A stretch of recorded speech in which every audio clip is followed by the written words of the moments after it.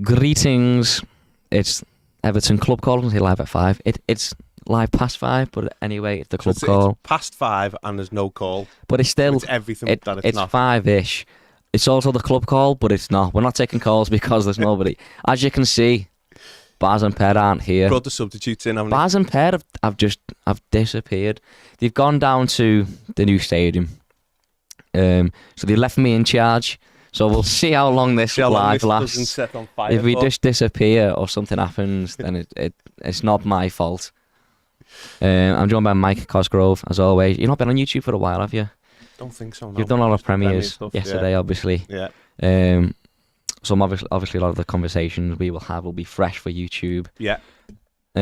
What's your thoughts been on the summer transfer window or lack of summer transfer window dealing so far? Yeah, but look, I think it's the same as everyone else, isn't it? It's frustrating. I think we've it's quite clear what areas of the pitch we need. It's been clear for over 12 months.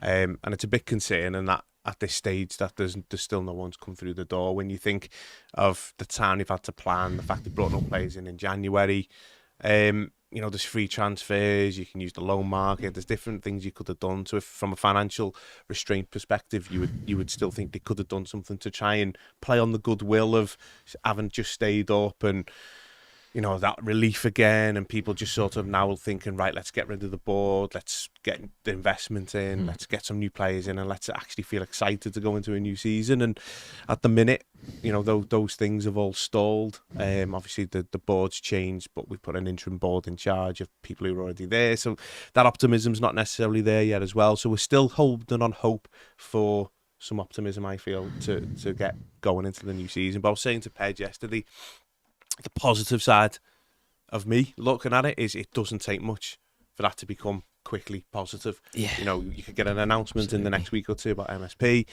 They could then obviously sort of board out. We could bring in a couple of signings and suddenly everything looks completely different and feels completely different than how it does right now. I think even your easy ones, like, just get a bit of activity. Like, I think we need a second goalkeeper. There's been rumours about Tom Eaton. I don't know how true that is.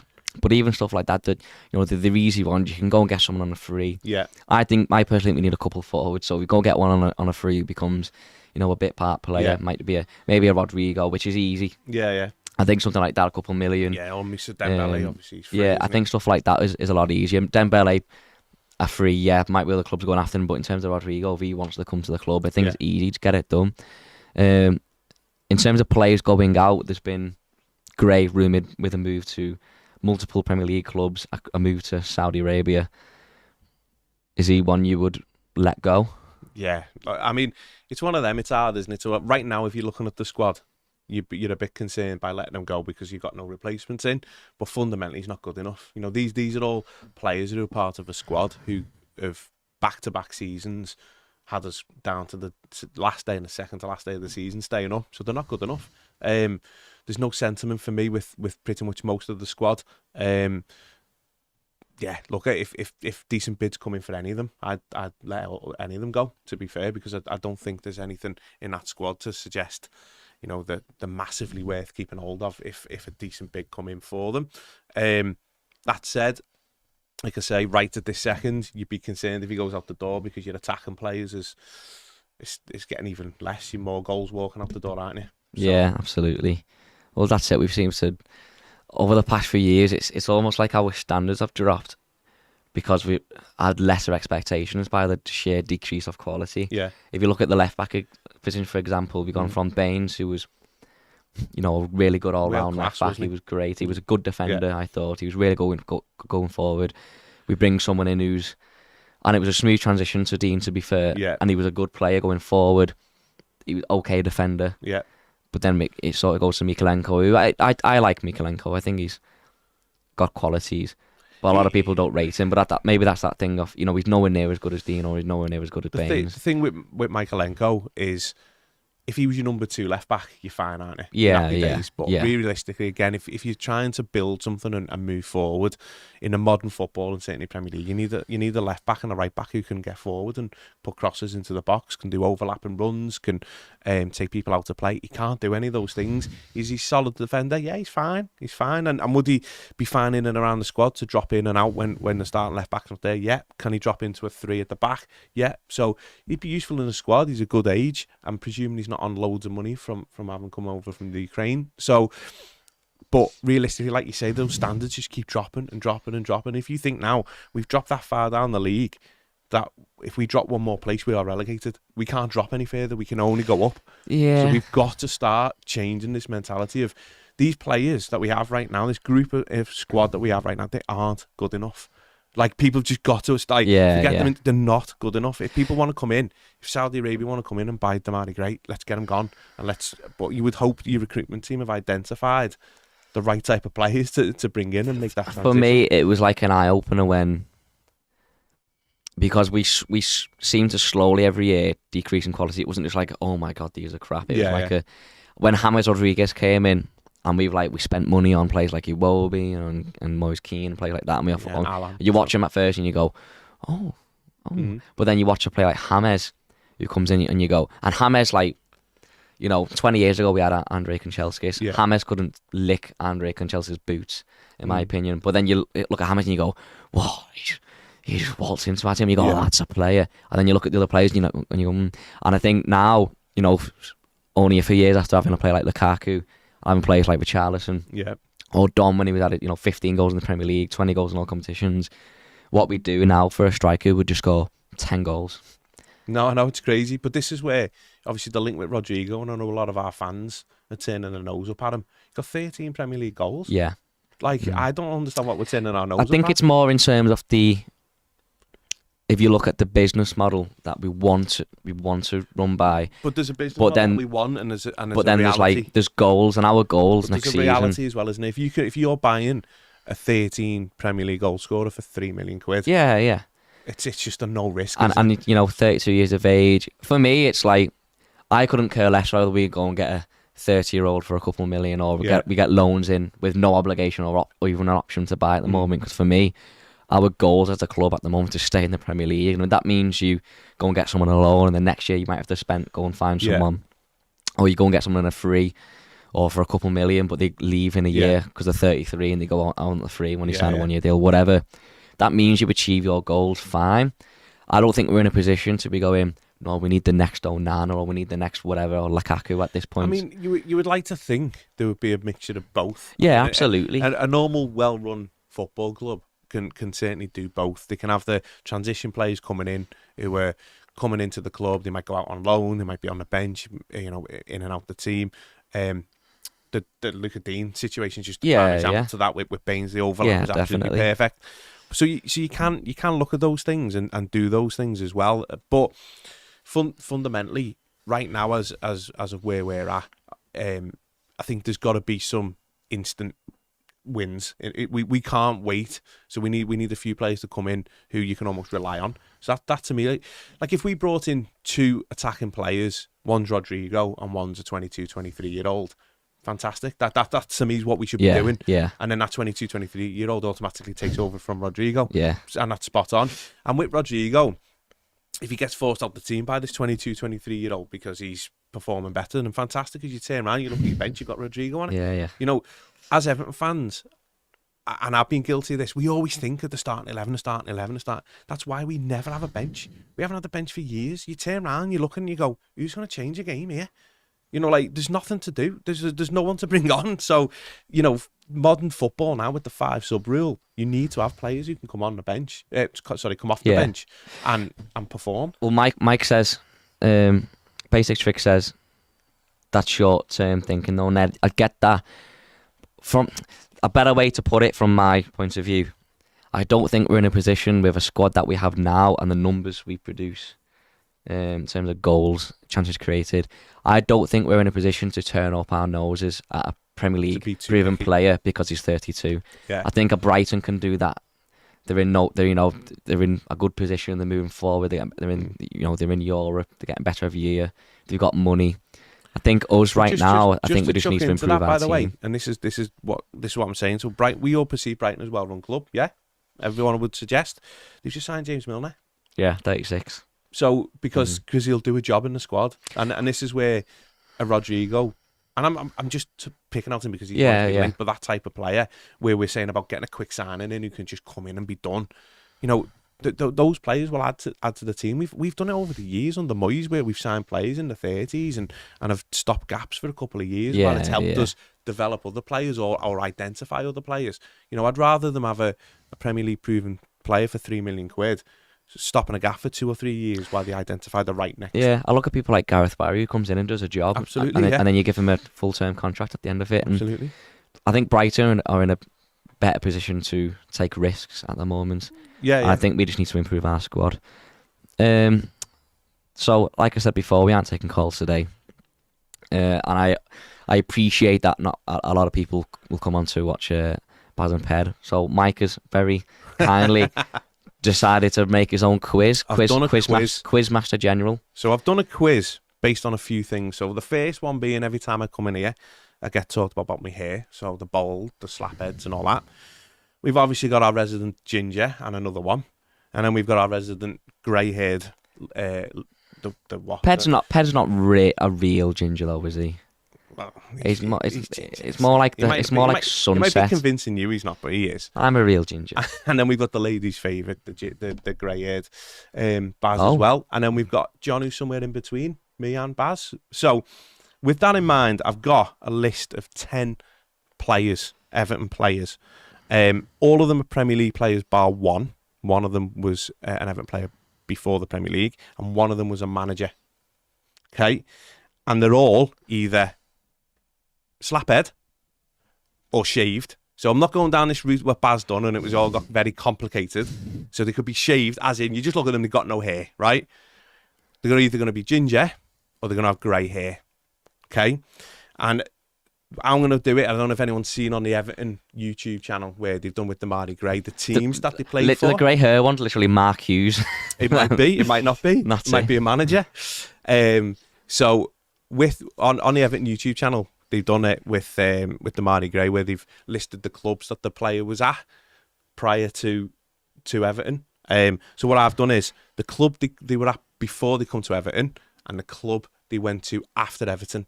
And then you've got to guess who that player is. And like I said, they're either going to be ginger, slaphead, or shaved, or grey-haired. Right, so am I playing along? You're playing along. Right, so I'm going to look away from the comments then. John, are you going to play along? No, John doesn't want to have a go. I'll play along.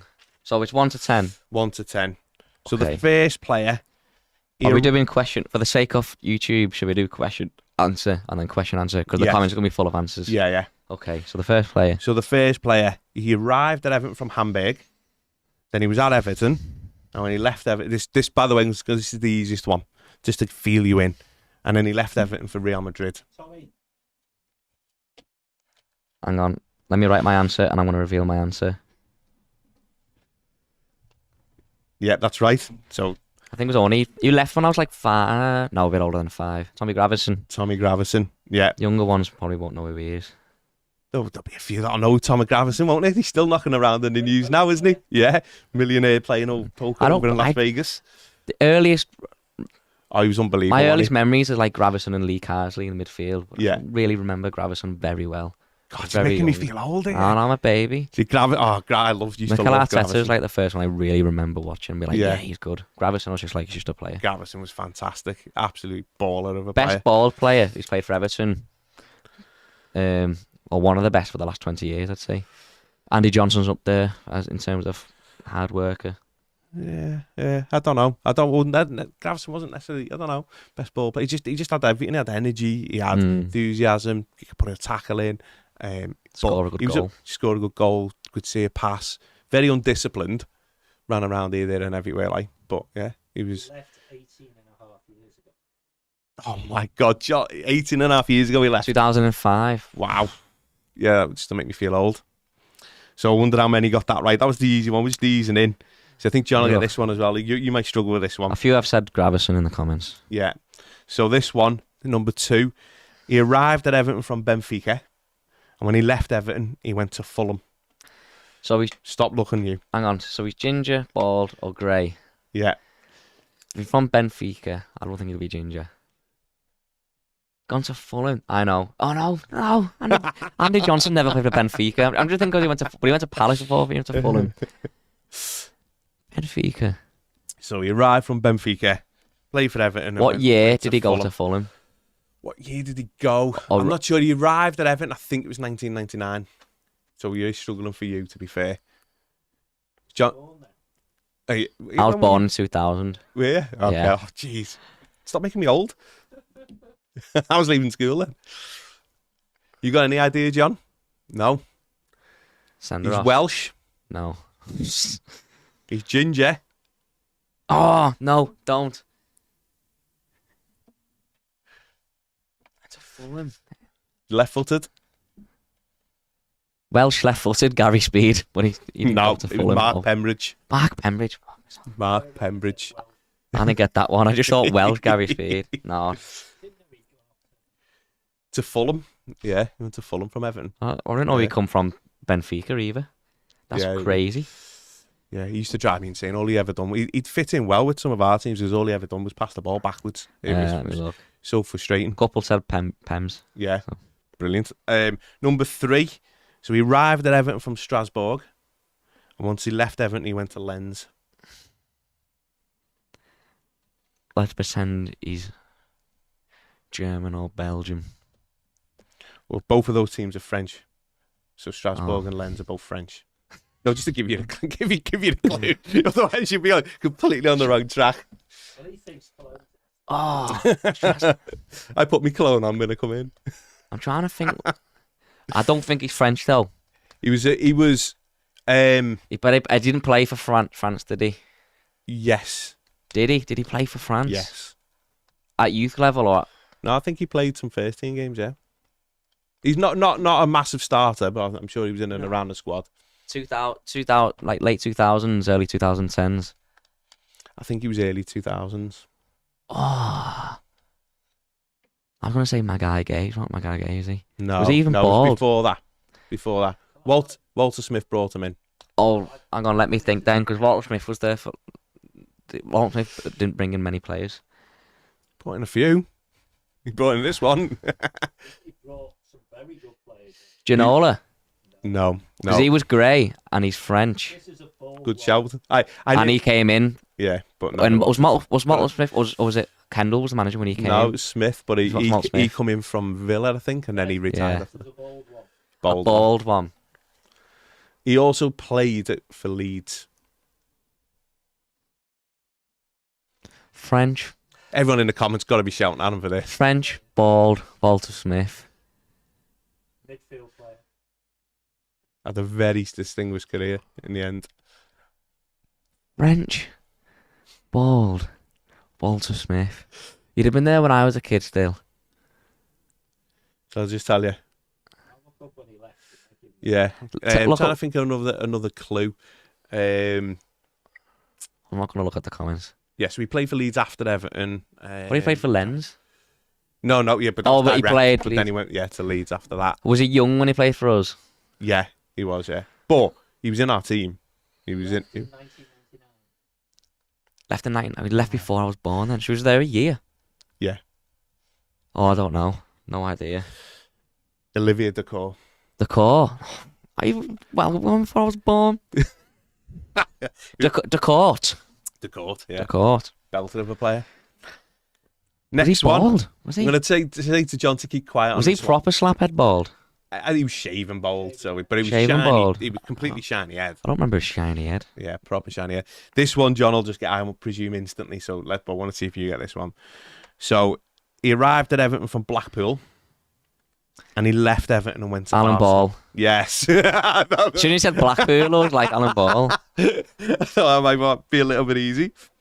That's the first non-bald one, isn't he? It's all the ginger players. He knows. Yeah. Yeah, he's had them all on his wall, hasn't he? And he ginger. I've got Alan. I know. I've got to say I've got Alan Ball's shirt on the. Jerry literally Halliwell, you not. had on there as well, didn't you? Like Ginger Spice. No, on my wall I've got Alec Young signed, and then I've got the '66 FA Cup winner. We only signed him after the FA Cup, didn't we? That summer Yeah. after they won the World Cup.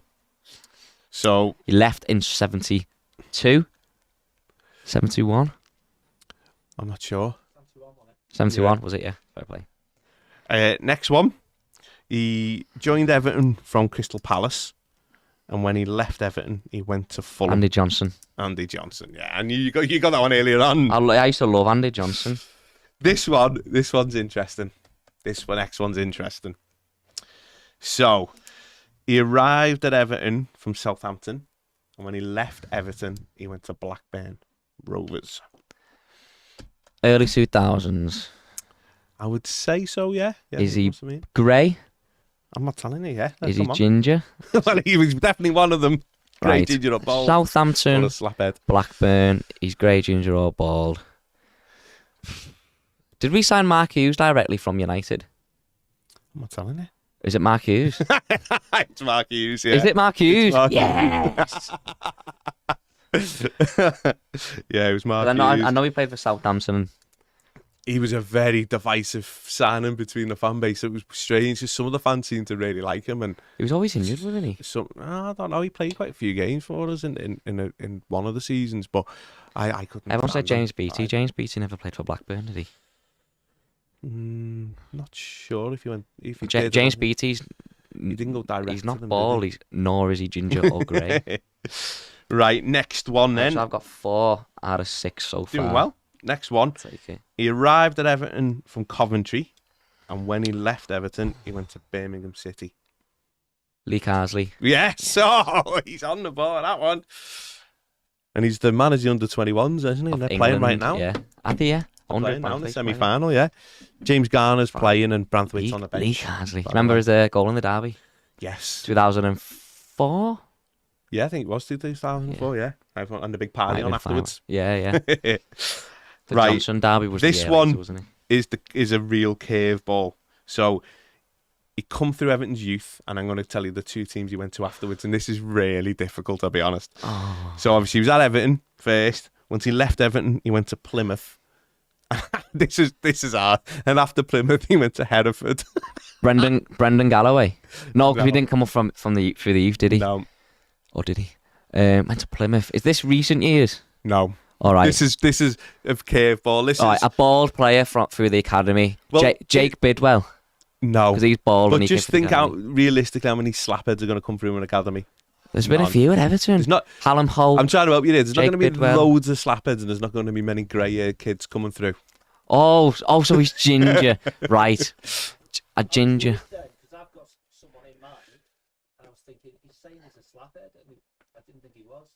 But then again, I'm not convinced he was ginger either, but I've got a name for you when you get Yeah, I reckon. See, I think it could be this because I've seen some pictures of him when he looks very ginger, and some when he doesn't. Have a look. Ginger. Is it in the last 10 years he came through the academy?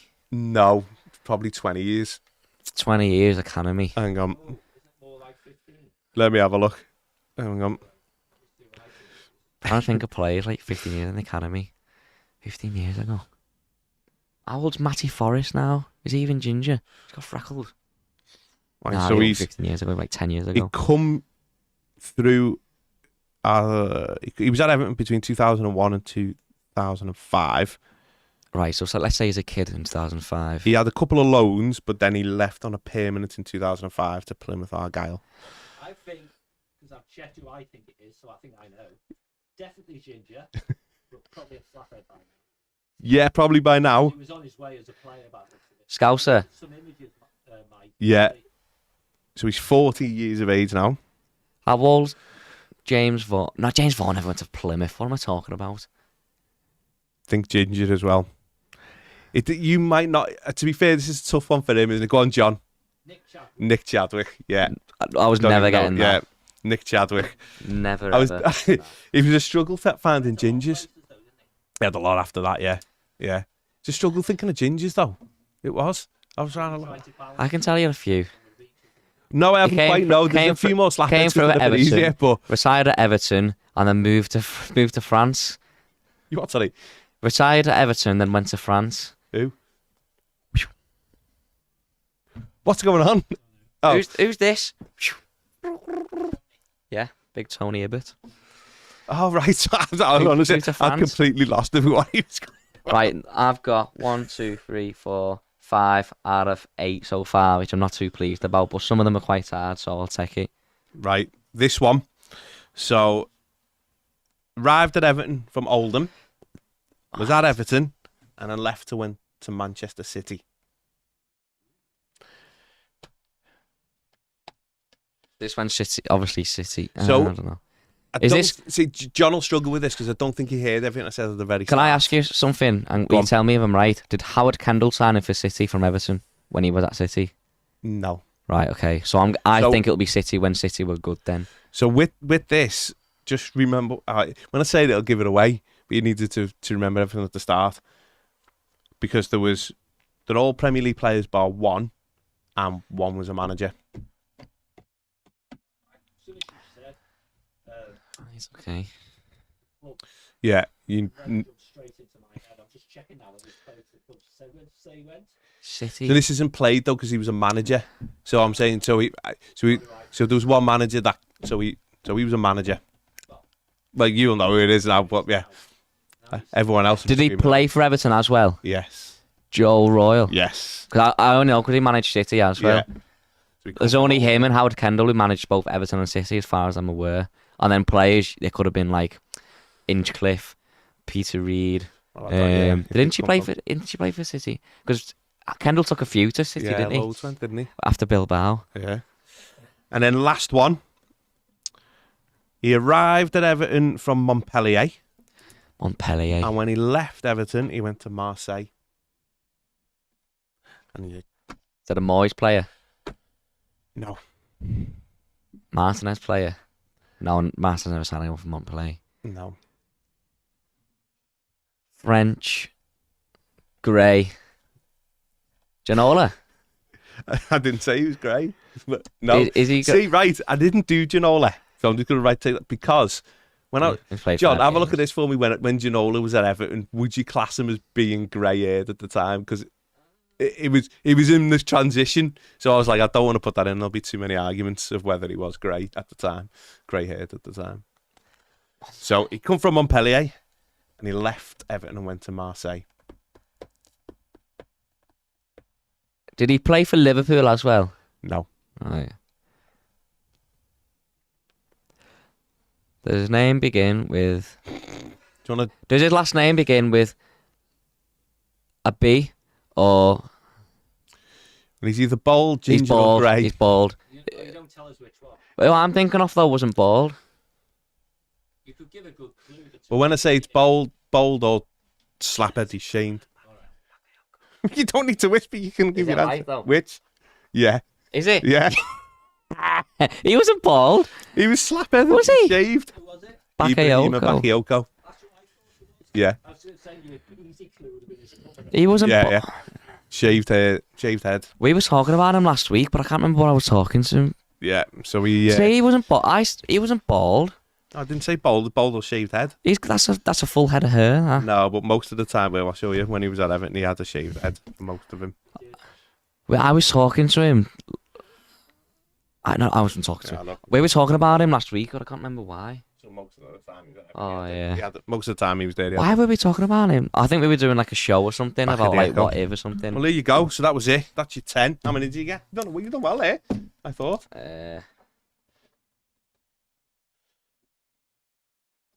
1, 2, 3, 4, 5, 6, 7 out of 10. Not bad. You've done well there. I'll take it. Comments. Thought you'd done well. I'm guessing for the last one. 2 people got Bakayoko. 3 people got Bakayoko. Someone got Michael Madar. Jan Mucker, someone said. Jan Mucker. That just makes me think of that Wigan game. He was goalkeeper, wasn't he? I know, yeah. Madar had long flowing. Was he brown locks? Was he? Yeah. He was French, wasn't he? He was French, yeah. Right, there you go. Let's jump into some Premier comments. Let's say that was a good quiz. I enjoyed that. I like funny ones. Gary Waters, howdy. Brad says, evening. Right, here's one for you. Right, we need to sign at least 6 players. We have a budget of 20 million. Even if we sell players, still only have that amount. Also, 20 million would have to be used on loan fees. Who would you get with the 20 million? Think you'd know the value of players a bit better. So I'm just going to say, name 3 players. If you had 20 million, just reel them off. 3 players. So it can be a loan. So I'll bring in Rodrigo. I'll bring in there's Moussa one. Dembele for a free. Yeah. and then I'd spend 20 million on someone. I don't know. What position would it be? Another striker? A right winger. Right winger. Or a striker. Yeah. For me, it'd be get a backup goalie on a free if you can. They'll might play in the League Cup, if that. I'd get Rodrigo in and I'd get another striker in for 20 million. I would like Moussa Dembele. Don't get me wrong, there's other positions we need to fill in. I think he brings Rodrigo in. I think he becomes this like I'm not comparing him, but I'm gonna say like you get your number 9, so then your big number 9, your centre forward becomes your Chris Wood, let's say, at Burnley, and your Rodrigo becomes your Ashley Barnes. So that's sort of proper 4-4-2 with your God, don't say that. That's just gonna make literally every Everton fans crying as you've just said those words. They always played well against us. Is that what we got to look forward to? Let's have it right. Rodrigo is a hell of a lot better than... No, he is. But what I mean, he becomes that split striker role, doesn't he? He plays on the... Gets in behind, he can play on either side. He can play up front. And he can play the number 10 role really well as well. So, Steve Guy says, lads, I've been listening to the last few years we've been talking about speeding up the build process by throwing more labour at it. Just to say, my experience and involvement in projects and their management isn't always that simple. Not saying you can't speed things up, but there is such thing as what's known as a critical path. This is a set of activities which are key and importantly linear. You can't do the next step until a whole series of other activities associated with that step are completed and feed into the critical path. It's the completion of these activities on the CP which dictate the progress you can make in completing on time or ahead of schedule. I imagine there is only so much you can do to speed this up with an additional labour. Could be wrong, but that's my take. Still hellish frustrating, as at 6 foot tall, I'm sick of sitting in the top balcony with my knees crossed under me and half my backside sitting on a fresh as I'm end off row. That's a very sensible and good explanation. Yeah, obviously me and Peb were talking about that yesterday, and I did sort of pull him up on the fact that I'd presuming it's not quite as simple as just going. No, you've got a plan, haven't you? At the time, it won't work like that. Throw the project management all out of the window. There'll be certain things that have got to be done in certain times, and presuming, and certain people have got to do those things then before they can do this and X, Y, and Z. I'm sure it's a hell of a lot more complex than just going, let's double the workforce, and it'll half the time. It's not going to work like that. I think it's just overall frustration as usual that with the fact that narrative's just being let to run by the club. To the point where we've all believed the stadium's going to be open at the start of the season, and albeit the club haven't said those words, they've allowed that narrative to run, and that's the frustration for everyone. So everyone's now a little bit downbeat, a little bit downhearted, and trying to think of ways of how can we speed that up and so on and so forth. So it's a little bit disappointing. But yeah, I'm sure it'll get built as quickly as it can. The club aren't going to sit with that there. And you know, I wouldn't have thought so anyway, and let it take any longer than it needs to. Let's just hope that when it opens, we get into it. We will, and with no problems, and it's smooth and it's good, and we're having a good season as well at the time. If it is mid-season, Posh Matty says that's not very Christmassy. I don't know where Posh Matty is in terms of location on Earth. But I'm sure no one on earth it's December at the moment. Having said that, I did start a book today which is called The Christmas Mystery, which feels sort of wrong. What's the context of saying it's not very Christmassy? I'm not quite sure. Is it because the stadium's built in December? Maybe we don't have. Maybe the quiz was just too, not Christmassy. But to be fair, it had no element of normally Christmas, every time we do a quiz on Toffee TV, it happens to be at Christmas. So, but fair play. If you could give us some more context on that, Posh Matty. Kev says, just seen a rumour Saudi bid 47 million for Gray. That most likely is just a rumour, but listen, if Gray's linked with a move away and Everton can easily get a replacement lined up, then I'd say go for it, because I don't think Deitch 47 million. I don't think you'd even need to have a replacement. I don't think Deitch is a huge fan of Gray. I think Deitch likes his wingers more like McNeil, hard-working wide midfielders. Yeah. Consistent as well. I think he likes to have someone on the pitch who he knows what he's going to get out of a consistent performance. He wants his front two men scoring goals, scoring the goals, and his wide men creating, right, isn't he? So. Gray wasn't in the team, was he? Gray, the times when Gray got back into the team, we were up front, weren't he, from default, because we had no one else to go there. So in his actual own position, Iwobi had took that off him, hadn't he? So, look, if a realistic firm bid comes in, anything north of 20 million, I'd be absolutely flabbergasted if the football club didn't accept it. Go over to YouTube. Claire Campbell says, lads, great show so far. Great team you have at Toffee TV. Great little quiz too. Keep up the good work. I love comments like that. They're well better than like getting told Neds and Knobhead and all that stuff. But they're the reason, they're the comments which give you like the discipline to go, I'm gonna do a live today. Yeah, all that's good stuff. It's better doing it, isn't it? Bit of consistency. Wormy Spoons in Iacho. No, not for me. I won't lie. I'd rather have Patrick Dacker if we're going to go and get a striker from Leeds. I say, in Iacho, I think would be a decent signing. I think he's an okay signing, but he's only 25 as well. Yeah, if you got him on a free, it's not to get another striker for me. I want someone who can, it's mad how like a couple of years ago we were this close to getting a player like Luis Diaz. And now, like, we're scraping around looking at players that a few years ago wouldn't walk into our team. But that's where we're at, to be honest. But we just have to be positive. The Blues' has problem with Gray is he's a wide forward who doesn't defend. Wide forward. I understand in the he doesn't defend and we don't play that system. Yeah. I mean, I look at wide forwards more like Richarlison, who in a 4-3-3 would be good, and that coming in from the inside, cutting inside. No, but he's Gray. A wide forward. I think Gray's more suited to that role. Yeah, because he's not a winger, is he? He doesn't get to the byline, get crosses absolutely. In. So he is a wide forward. And if you look at Iwobi and McNeil, they are very much like wide midfielders. You could play them in a number 8 role in a midfield. Well, realistically, we're crying out for a right winger, aren't we? That's why we were struggling, because McNeil was obviously working well down the left. Iwobi's a central player who's doing a job for the team out wide, but that's not his position.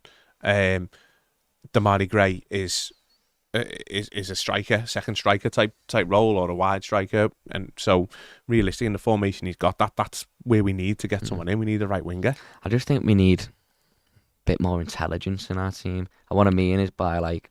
Yeah, not brain dead passes. Gray's got transition. Talent, but the inconsistency comes from lack of, poor decision making, lack of intelligence. You've got pace, knock it past your winger, and knock it past the fullback and get across. The thing with players like that is there's a reason why we bought him for £1.5 million, and there's a reason why he's at Everton. And I think when we first signed him, Baz said he's got Champions League ability with a championship brain. And I think that literally explains him perfectly. He's got all the ability in the world. Because he's an athlete, isn't he? He's fast, he's got great feet, quite strong. Can hit a ball. He just doesn't know how to consistently package that together. And unfortunately, there's lots of players like that. And really, if he was consistent and he performed to the highest level with the ability he's got, he wouldn't be at Everton. I think Gray for me. I remember when he first signed under Benitez, and it was as if Benitez was saying, "Pick up the ball and get at defenders. Be more direct. Get into the box. Have shots. Don't stop. Don't pass backward. Just get your head down and run with it. Take people on." When he first came in, he was playing with. He was more being up front, wasn't he? And then Lampard comes in. I don't put this all on Lampard. He had a style of play, and it was just like he just wasn't doing the things he was doing before. He slowed the game down. I think everything just struggled and this is where the attacking players, it is hard to judge them fully when you haven't got a centre forward. So we haven't really had one for 2 seasons consistent, playing to the type of formation you want to play. So everyone's who's in an attacking third can't quite show what they're all about, because they're not playing off anyone. There's no style of play in that final third. So it's difficult. But look, Gray's one of those players where if you got a bid, like I say, of 20 million quid, for instance, he'd have to go. If you didn't, and you turn around and he sat on your bench, he's not a bad player to have on the bench to come on to maybe try and do something. But if we kick off next season and he's in our starting lineup, then I think we've got problems, to be fair. Wormy Spoon says, Mathew, Ned, you don't like Iniacho, but we need creative link players. 5 goals, 5 assists. Assists, let's not measure players on assists, because you need players who score goals to get assists, and we don't have a lot of players who score goals. And 5 goals for a centre forward than me. For me, that's just a deceive. No, I mean, it's from a club that got relegated, which I don't hold against signing players from relegated teams because it's worked out for us in the past. But no, I don't. There's better players than Iheanacho. There is better players out there, but I also feel like he's got more potential than those 5 goals. I think he looks like if he played week in, week out, I think he's... Well, that's it, isn't it? He's inconsistent, and that's the reason why he doesn't play week in, week out. Well, I think it's more down to Vardy, wasn't it? More, if Vardy, Vardy was poor as well, wasn't he? Though he was trying to play him and stuff, but look, he's got. It's one again. It's talking about the bar, isn't it, and what we set ourselves. Yeah, at the that's minute, it. Would you have him? Yeah, because Yeah, it's better than what we've that's got. it, But isn't it? Yeah, it's difficult. But ultimately, we want a Lukaku, don't we? But we're not at that level. Claire says, "Do you think he will sign a new deal? I feel it's gone too quiet." I think Dyche, like same. I think he's a good player. Where we at as a club as well, I think he's an important player, and he's a sellable asset. So I would be signing a contract. Whether he wants to move away, I don't know. Whether there's interest in for him, I'm not sure. But he's only got 12 months left. I'm not too sure. Might be. John, he signed 12 months left. I think he's only got 12 months, hasn't he? Left. So I signed for me with Iwobi, he's got 1 year left, I think. Yeah, if he's got 1 year, obviously you need to be making a decision. In fact, I'm not sure. Whether you're giving him a contract or moving him on. If he's got 2 years, I would see how he goes this year. Yeah. I wouldn't, because if you're not going to sign a contract, he's on a hell of a lot of money. Now. And again, he's someone who flatters to deceive. He runs around a bit and stuff, and that's fine. And I know he's got a few assists and just a year, so a decision does need to be made on him now in the summer. Obviously, it is strange. You need to sell him or sign a new deal, don't you? Absolutely. But what I would say, I wouldn't be signing him on £100,000 a week. That would be my take. If he wants to continue on the same wages he's been on, then I'd look to move him on. Wormy Spoons, no, for like 10 million and low wages, what we can get. I don't know. There's other players out there for 10 million. I like Rodrigo as a player, but 32-year-olds come to us and sit and treat him on £100,000 a week. I take that point in terms of like Fabian Delph. I don't think that would be Rodrigo. I think Rodrigo would play. I don't think he'd be on £100,000 a week either. But yeah, I get your point, Wormy. Iheanacho, I can see something there, but it just doesn't motivate me. If I'm being honest, I want someone who excites you a bit more than that. Someone who've never heard of. Oh, see, I would like that. Because like players like Iheanacho, it just feels like easy, doesn't it? It's like the Townsend, Aaron Lennon players you could just walk. Do you remember about 9 months ago when I was in here raving about Rasmus Højlund at Atalanta, and now United are after him for like 60-70 million. It feels like you're just saying you're ranted about him. It's good job there's video evidence of it, isn't it? But it's find it and I'll put it on Twitter and I go, see, Mike's not an idiot. But yeah, well, not all the time. But there's players like that. He went to Atalanta from Salzburg for £1.5 million. Mm-hmm. There's loads. It's like we miss out on loads all the time, and some of them have been flagged up before, and it's just a situation with like managers if any situation where a director of football is looking at players and a manager says no, it's not up to the manager. Managers on average statistically comes down last at Everton about 18 months. Is that right? At Everton, on average, probably less now, but yeah. And players sit at Everton for like 4 or 5 years recently. So no, it depends on how the model works, potential. Doesn't it? I'm the same as you. Look, I'd like to just bring in Rodrigo for little money, bit more guaranteed, and go and buy someone get the one who's going to be more exciting, and we don't know who it is. Who can still play. Yeah, the Højlund before he goes to Atlanta. The El Bilal Toure, who's not 34 million. Go and get absolutely. Like that. He's prime, because I must admit I've never heard of him, to be deadly honest. And if we were linked with him and he was £8 million or so, I'd be dead excited. Yeah, he's played like 40 million and all this, and like not played a lot of professional games. He played like 17 games, hasn't he? No, I think he played more 17. Than that. Scored 5 or something. At senior level, I think he's played quite a few. But like in terms of like the level, he's very much like Onana in terms of becoming in. He's quite young, quite fresh. But 34 million for a player like that is a bit silly. When you're in a position where we are, I think at the moment. It just seems not clever again, like you say, business wise. I don't know. It seems I don't understand what our recruitment department do all week. Yeah, Wormy Spoon says I get you never our position is so precarious. I like Toure in theory, but can we afford 35 million more position with a young proven talent? Well, that's it, isn't it? I suppose with that you'd get out in the Iheanacho and say, well, it's cheaper and he's less of a risk because A, he's cheaper, and B, he's played in the Premier League and he's got to go in the Premier League. So you're taking that low risk. And it's that calculated risk. You bring players in, if they work really well, you sell them for loads of money, you make loads of money, you might do really well in the league because they turn out to be amazing. Yeah. Or they go really, really bad, we get relegated, and you go, why didn't you bring players in that we knew could do a job? Which is why you do maybe you do both. The older one and bring in the younger one. Yeah, absolutely. Kevin says, sad but realistic look ahead question for next summer. Who do we think we are selling on to keep us FFP compliant? Onana, if he stays, is an obvious shout, but I look at the current roster and cannot see anyone that would return meaningful money of what we paid. Dominic Calvert-Lewin, if he returns to fitness, Branthwaite. I don't know.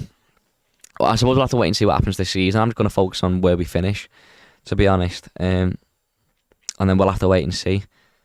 But that is part of the problem. You do look at it, and when you asset strip your squad, if you aren't buying or recruiting properly, the next asset isn't there to sell. So if that's your business model, then you need to bring in the assets. I think that should be every club's business model, unless you're Bayern Munich, PSG, and all that Real stuff, Madrid, and City. That's it. But I take and that even point then, because if say this summer we sold Onana, for instance, realistically, who have you got left who's worth substantial money? Pickford, Calvert-Lewin. He'd have to have a season of being fully fit and scoring goals. But right now, I'm sure a lot of teams wouldn't take a gamble on him. You know, for good money, they'd want him 15 million or something like that. That's it. Brad says also I was having a little nose at the board you had wrote up for strikers, and it was quite clear Dembele stats was the best out of all of them. Then I'd say Nzola would be up there too. Yeah, we've done a few transfer videos on Toffee TV Premier if you want to go and check them out. Also, if you're a Premier member, don't forget 2 days, Friday the 7th of July, it's Toffee TV Premier member night. All our Premier members, some of our Premier members get together, have a little event, music, some games of bingo, stuff like that. So get yourself down. Did he say the 10th of July? No, 7th. Oh, that's what I was looking at. I was thinking we always do bingo, and bingo's the funny thing is, I do the call. I do the calling for it as well. It's brilliant. Still a bit of stand up as well. Well, not quite. So if you're not a Premier member, you've got 2 days to sign up and get your ticket. It's free. If you're a Premier member. It's worth popping down, and it's a good little place. I love it. I love it, me. I think it's brilliant. It's really, really nice. By the new ground as well, so you can Region pop Road. your head in. I'll be going there every home game, before and after, without a doubt. Jez says, call yourself a club call, FFS standards, I blame Ned. Listen, the club call was set up last week and not one of you called in, so... Jez also says... It's on you. Also, St. Maximam, Starboy, Ross the Rat, Steroid Traore and Damari Gray, all epitomise the same... Epitomise. I didn't know that was... He's on you signing epitome. I didn't know that was how to spell epitomise. They're saying all fart, no poo. Fair play. I've not heard that one. I'm not going to talk about farting and pooing on this live show. Gareth Hughes. So why is there always one thing on a live show? People people start making t-shirts or things I say. Paul says, kid, can't come to Premier member night, but else will come. Fair play. Paul, we'll see you there. I will be chatting to everyone. Gareth Hughes says... Oh, don't say that. They won't come. People just... Ned'll be stood in the corner quiet. So sorry, out the way. Singing songs very quietly. Gareth Hughes says, talk of us leaving a new completed stadium empty for 7 months to finish season at Goodison surely cannot be allowed. Any investment company would not allow millions in revenue to slip away. Only Everton would consider this. Reason they asked the fans is that we hope we would give them a get out of jail free cards so they can say it is what fans wanted.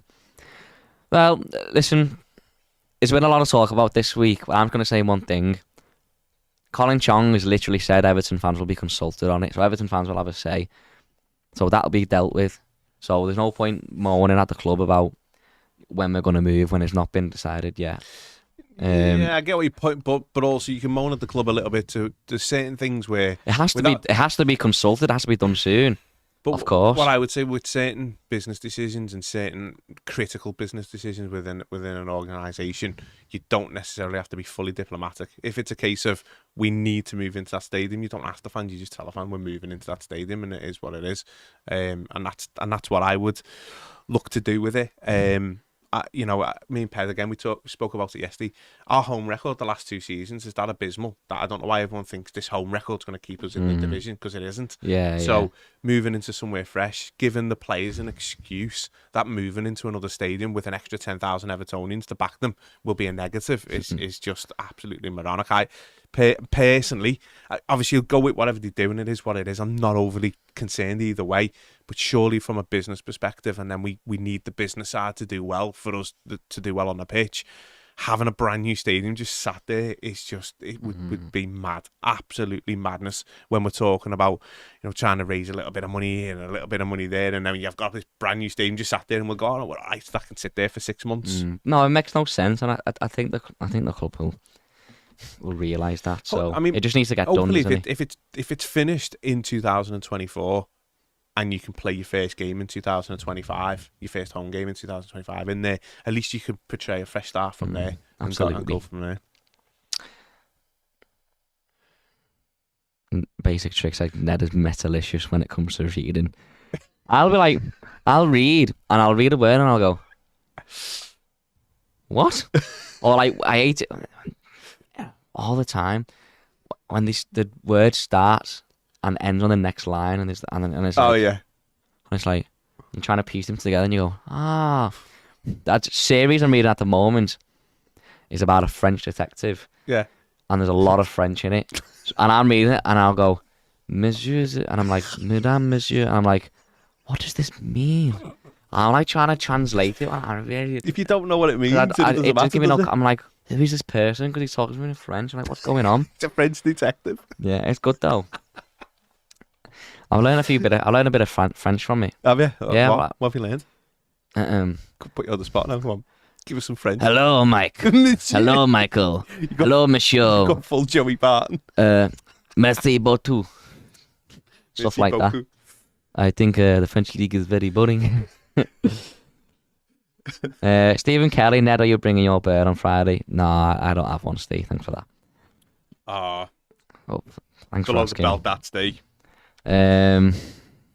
Kingsley says, subject. Haha, Ned, hope you're doing some stand-up on the 7th. I might do a little bit. Every time he sings, it's like a stand-up. Well, crowd interaction, as they say. Refresh on Premier. Let's have a look. Dick L is in the comments. Dick, he's not getting bullied by his Liverpool mates, is he? I've not spoke to Dick for a long time because he's always commenting when on the live at 5 when I'm not here. So Dick, I hope you're doing really well. I hope the missus is good. Ideally, I wouldn't sell Amadou Onana this summer. I know we need the money, but if we get 50 million from now, is that a good deal? What if he continues to improve and has a great season and he's worth 100 million 2 years time? Yeah, that's a fair point. Do we need the money? I don't know. Probably not. In terms of, do we need the money to stay up? Probably not. Do we need this money to sign players? Maybe not. It would give us more money. Would you get more money next season if he improved? Yeah, there's a possibility that he has an absolute stinker, but he's still a sellable asset because he's young. But yeah, overall, that is a good opinion, Dickel, and I admire it. If a bid comes in, that's at least 60 million, I'd take it right now. But that hasn't happened, so no point. It's hard to make those decisions when you don't know the full picture. So we don't know what Everton's finances look like, do we? In an ideal world, you've got, is he just turned 21? Got a 21-year-old international midfielder who's got a real high ceiling to push on to. You're the type of players you want to build your squad around. But if the financial side of it says we can't without moving them on, then you need to move them on, and it's hard because you don't know. Yeah, absolutely. But there's been interest from likes of Arsenal, Chelsea, apparently. But obviously Arsenal got a couple midfielders. I think with this though, and this just jumps into what you were saying, where you want to do like your Brightons. You know, if you bought Onana for 8-10 million, yeah, perfect. We bought him the year after, really. Yeah. You know what I mean? We paid the 30. But then you've got to go and get the next one in, haven't you, as well? Yeah. You got to get them ready. Gareth Hughes says England, and just on that also, that's why I was getting a number 2 goalkeeper. I'd be getting someone who's like 20, ready to replace Pickford in a few years. Yeah. But if he doesn't because Pickford's still there and performing, you sell him. Do you know what I mean? Yeah, the issue is though is a 20-year-old goalkeeper won't develop just sat on the bench being that's number two. You'd have to be like you Virginia where you loan them out, they become a so realistically number two. That's why your number two is normally someone at the end of the career for that reason from a development. But what you want to have is a few players out on loan, goalkeepers who are ready to take over. Yeah, from Pickford. Absolutely, definitely. Tom Heaton would be an ideal type one, or like prior to going to Wrexham, Ben Foster that type of. One would have been fine, and come in, plays a few games. Begovic was someone that we wanted. Fair play to him. He wanted to go and play games. I think he'll be starting in the Premier League this year, personally. Begovic? Yeah, I think he'll go to Luton or Sheffield United or somewhere like that. Do you think? Yeah. Because he's still only 35, 36, which is I don't know why in my head I've just got him down going to Leicester because that Danny Ward's just an absolute pile of poo. Yeah. And hologram, but. It'll be interesting to see where he goes. Did Iverson go there on loan, did he? I don't know if he was there, but I don't think he was particularly great. He had that good game against us. I still don't think if he went on loan, I don't think he'd be signing permanently to play in the Championship. Gareth Hughes says, England under 21 just starting, Ghana right back again, Branthwaite on the bench. But a lot of midfielders who remind me a bit like Ghana who've played that right back. Do you know what I've years. noticed? I don't know if you've seen, I haven't watched many of the games, but looking at the highlights and then looking at the team, Kazi hasn't half changed the team up every game. Every game, completely changed it up. Completely different. The quarter-final, James Garner was on the bench and Branthwaite started. Whether he's thinking he's trying to develop players and trying to put players in positions to try and develop them, so he has to change the system, I'm not sure. Or maybe just come up with the system at best. Yeah. With that team. That's it. Jake Thompson says, was having a debate on Twitter where this blue was claiming we're skint because Mashiri has taken his money out. Our fans are losing their minds. Yeah. I think, maybe just... There's always going to be stuff like that on Twitter, but fair play. We're winning 1-0 at half-time, by the way. Morgan Gibbs-White. England. Fair play to them. Benny News there. Bill Cummings says, I know we need a lot more and we need some fees and loans too, but with the funds tight, what one player would you choose to buy? You've had your three, haven't you? So out of those three, what would it be? Rodrigo, Dembele, and a right midfielder, you said? Dembele. I just think he'd come in. Yeah, he's mine as well. I'd go for Dembele. He'd be a very good signing, and obviously no risk from a financial outlay. Yeah, absolutely. Obviously he'd be on decent wages because he's free, but I just think he's got good attributes, good age, and he's obviously got a point to prove. Good experience as well, hasn't he? Good attributes as well. Mobile, scored goals, plenty of goals. Yeah. Gareth Hughes says, see the Just Stop Oil protesters have just disrupted play at Wimbledon. Seems every sport has been disrupted by protesters at some point over the last year. What are your thoughts on protesters making their point by disrupting sporting events? If you want to, right? It's tough, isn't it? If you want to force a real change, look at the suffragettes. I know. Look at what happened at the horse races with the women's rights. You have to get the world's attention. You have to force real change. And they have a point that they're trying to make, and there's always going to be an inconvenience to someone of the way they're doing it. I'd be pissed off if I was driving down the M57 I had to stop. Yeah, and I was late for somewhere because of the protesters. No, that's exactly it. Look, it's hard to. That you don't want to sort of disregard the right to protest because we wouldn't be able to get change. People assaulting them as well. I'm not having that. Certainly run by Tory, but you know, with those, with sporting events like you say, obviously there's lots of eyes on it and stuff like that. Could they potentially do it in different ways? Yes. The sporting event when people have saved up their hard-earned cash to go to these events, like someone who's gone down to Wimbledon and they've got, they've been waiting all year to go for that day, and then half day's play is disrupted and stuff. It's not fair on normal working class people as well. So, it's difficult. It's like you said, they've got a point, and realistically, whether you agree with them or not, what they're looking to change is to try and save the planet, isn't it? Yeah, so it's not, exactly. It's not something. It's not if you're protesting for something ridiculous. Like, and to be fair, it kept us up the year before last. A prisoner or something. Yeah.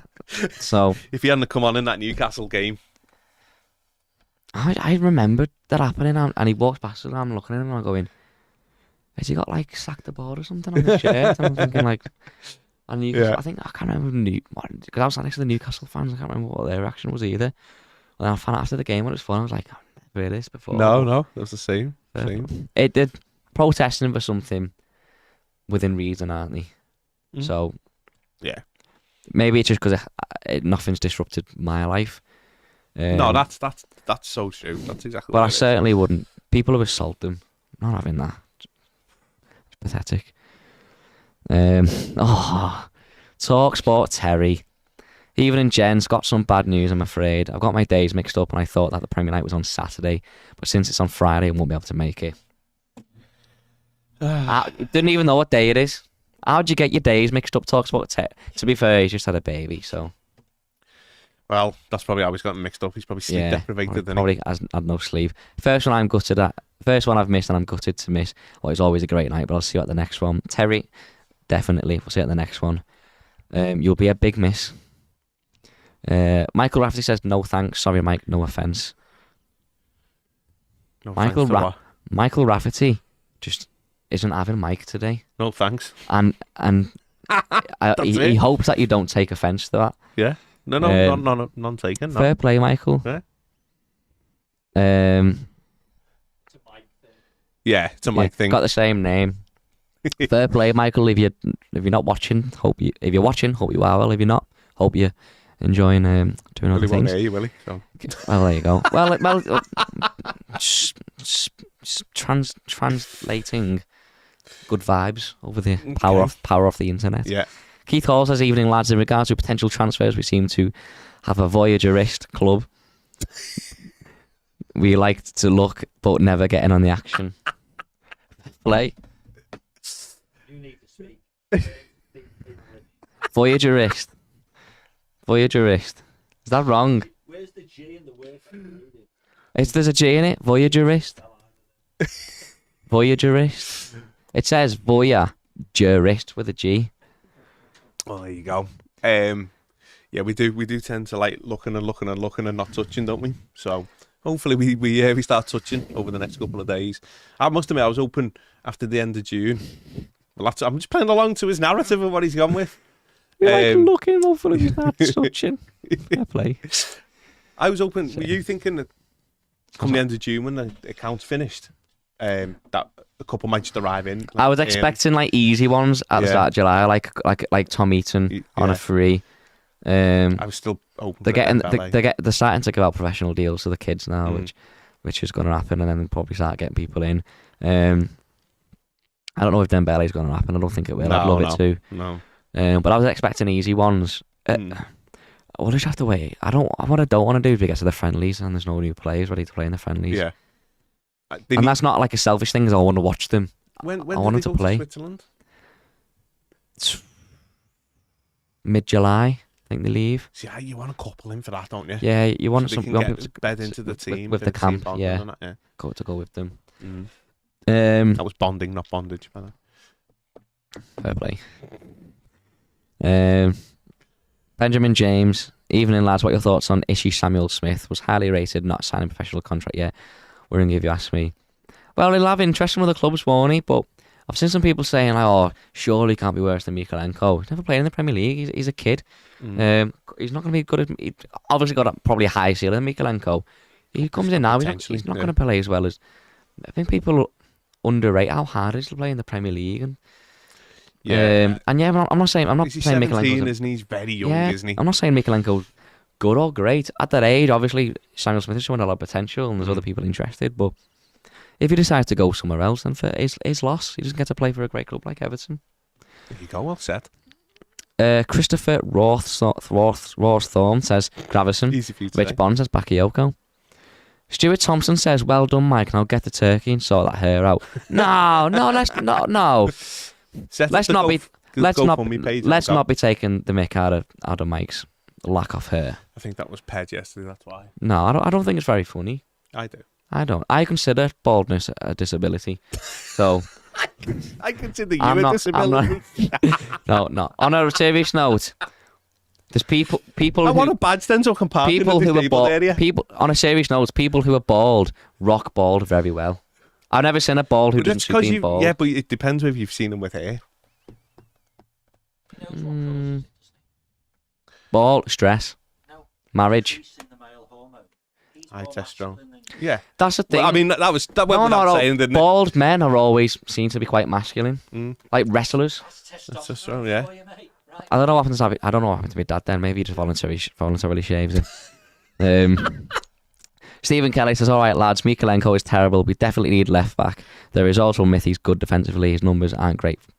Full-back position is so important." No, I don't think. I think we need a better left back. Like I was saying before, our standards seems to have dropped over the years. I think when I look at Mikalenko, he doesn't offer anything going forward, and if that's the case, then you have to be a great defender. I think he's gets done out wide quite a lot. I think he's okay, average defender in terms of the modern full-back. They're not a lot of them great defenders, are they? So I would be getting someone else. Like I said, I think he'd be fine if he was your number 2. Yeah. But yeah, obviously it's an area you need to improve. However, there are more alarming areas that need filling before that for me. We've got to bring in attacking players before we start thinking about the left back position. Can't neglect goals.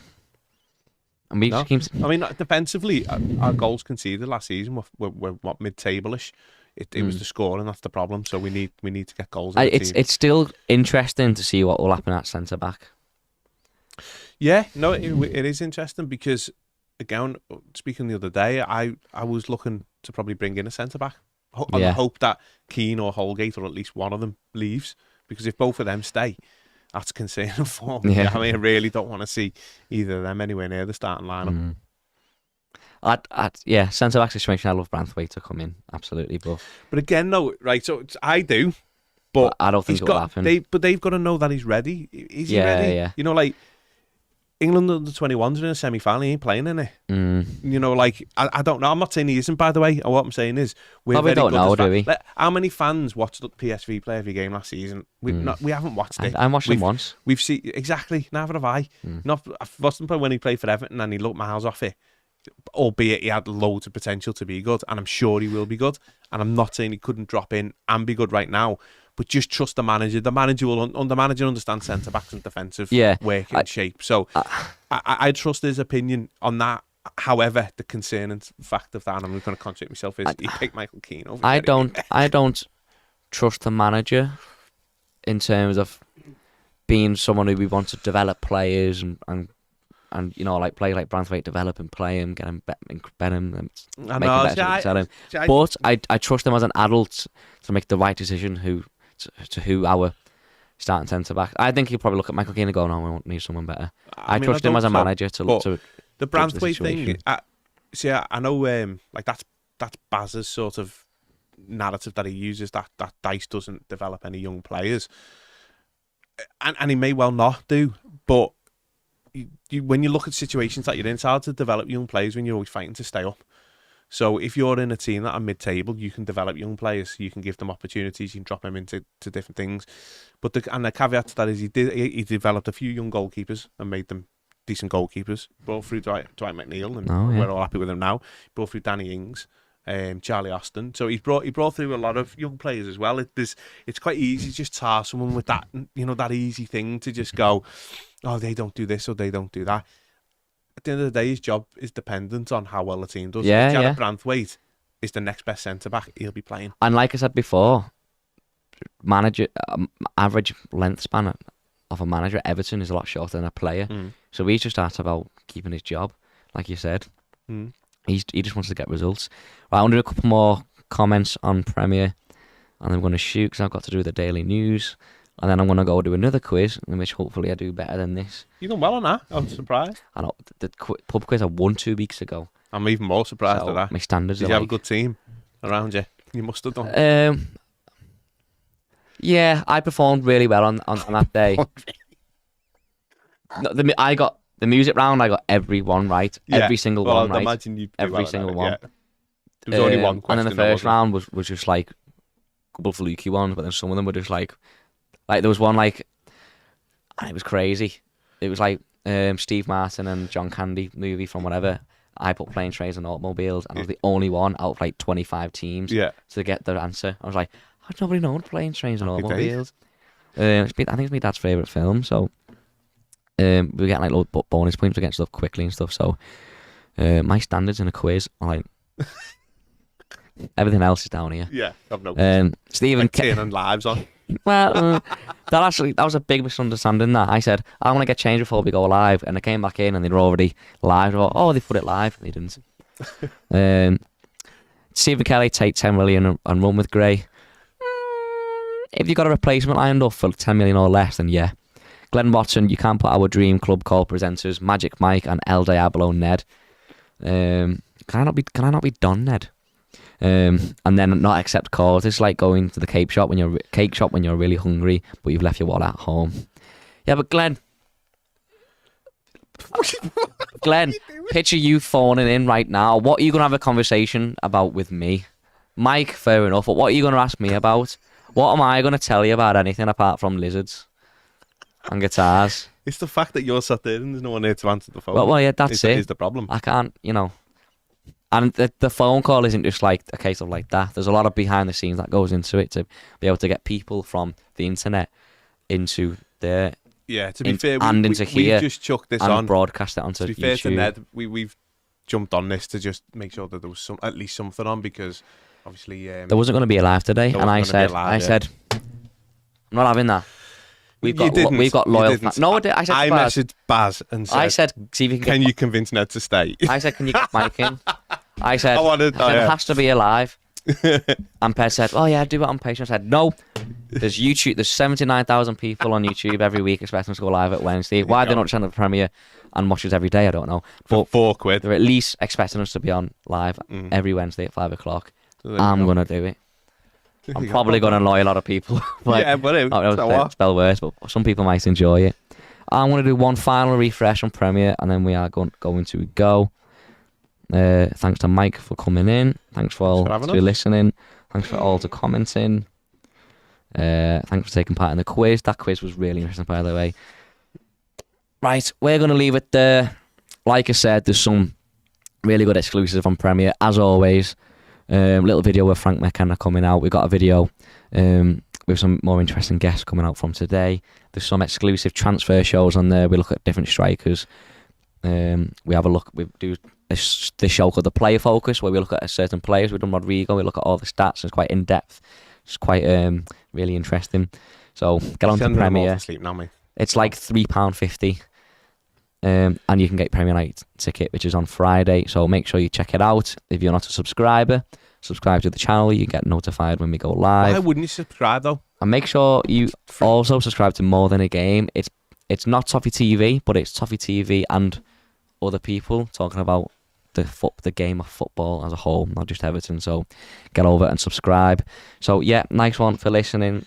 Thank you all again, and we'll see you later. See you later.